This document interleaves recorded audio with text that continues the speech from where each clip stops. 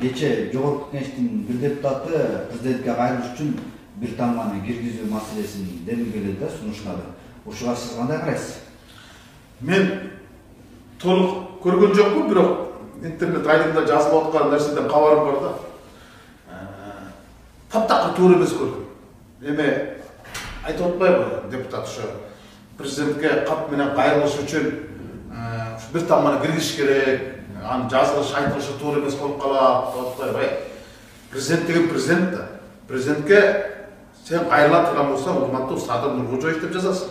Урматтуу президент деп жазасың. Анан кийин Садыр аба деп жазгыдай, ал сенин кайнатаң эмес же кайнагаң эмес деп коюй. Сен эмнеге кайрылышың керек сен аба деп? Анткени сен мамлекеттик кызматта турсаң, депутат болсоң, анан кийин антип жазганга ким сага уруксат берет? Сен кайрыла бер мындай. Тойдо, топурда, үйүндө, бирок кат менен кайрылганда өзүнүн эрежеси болот.